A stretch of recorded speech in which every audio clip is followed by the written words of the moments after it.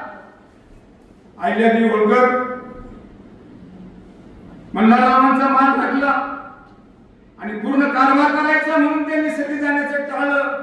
म्हणून तिला म्हणायला लागले सती न गेलेली महासती. म्हणजे खऱ्या अर्थाने सतीची प्रथा त्या काळात अहिल्यादेवी होळकरांनी मोडली. हे करत असताना मग अमाप पैसा सुभेदारांना बाजीराव पेशव्यांनी त्यांनी माळवा प्रांत दिला. माळवा प्रांताचे अनेक परगणे त्यांच्या ताब्यात होते. त्यावेळेला खासगी महिलांना खासगी संपत्ती राखण्याचा अधिकार नसायचा, पण बाजीराव पेशव्यांनी त्यांना संपत्ती राखण्याचा स्त्रीधनाचा अधिकार अहिल्यादेवी होळकरांना दिला. 16 कोटी रुपये स्वतःचे जमा झाले. 16 कोटी रुपयात त्यांनी धार्मिक स्थळ उभे केले. सोमनाथ ते केदारनाथ, काश्मीर ते कन्याकुमारी अशा अनेक ठिकाणी त्यांनी 12 ज्योतिर्लिंग, 4 धाम आणि सप्तपुरीचा जीर्णोद्धार केला. आणि आज जर तुम्ही बघितले शिल्प कधी महेश्वरला जा गेल्यानंतर त्याला काळा पाषाणातील ताजमहल म्हणतात. नर्मदेच्या तटावरती तो ताजमहल बनल्यानंतर माणसाच्या अक्षय डोळ्यातून पाणी येतं. त्यावेळची स्थापत्य कला, त्यावेळी चाललेलं काम, घोरपडी टाक बनायचे. त्यांच्या राज्यामध्ये कधी दुष्काळ पडला नाही. त्यांच्या राज्यामध्ये कधी मनुष्य उपाशी मेला नाही. आणि मानवच काय पण पशु पक्षी मासे सुद्धा पाण्याची त्यांची व्यवस्था त्या अहिल्यादेवी होळकरांनी करून दिली.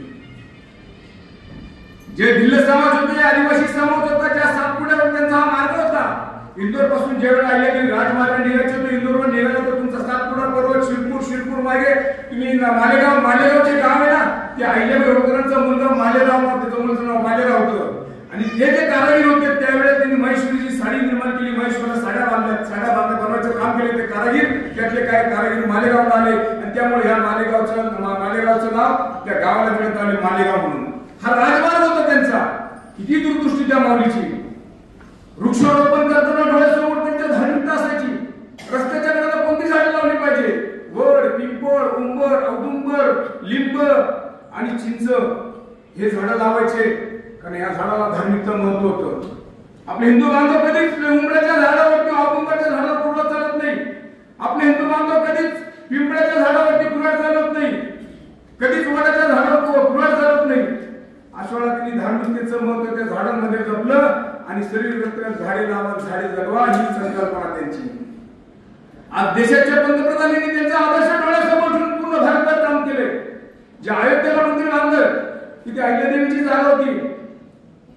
अयोध्येला जे राम मंदिर बांधलं आपला पंतप्रधान मोदी साहेबांनी, ही कन्सेप्ट अहिल्यादेवीची होती. कारण त्यांनी जीर्णोद्धार केला. साहेबांनी सुद्धा संपूर्ण भारतात जे जे मंदिर आहे, देवस्थान आहे त्याचा पंतप्रधान ग्राम सडक योजना त्या काळात अहिल्यादेवी होळकरांनी रस्त्याची बांधकाम केलं. रस्ते कसे असावे? आज सुद्धा त्या काळातले रस्ते अतिशय चांगल्या प्रतीचे रस्ते. देशाचे भावी माजी पंतप्रधान अटलजी बिहारी वाजपेयी साहेब यांच्या काळामध्ये पंतप्रधान ग्राम सडक योजना आली.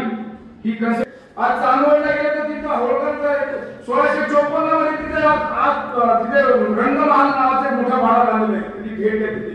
त्यांची राजधानी होती. स्वतःचे नाणे पाडायचे टांगसाळ, चांदीचे रुपये पाडायचे, त्या ठिकाणी जाऊन त्या कारखाना होता, छापखाना होता, पैसे पाडायचा. अशा पद्धतीने इतकं मोठं कार्य त्या अहिल्यादेवी होळकरांचं. घाट, बारवा, विहिरी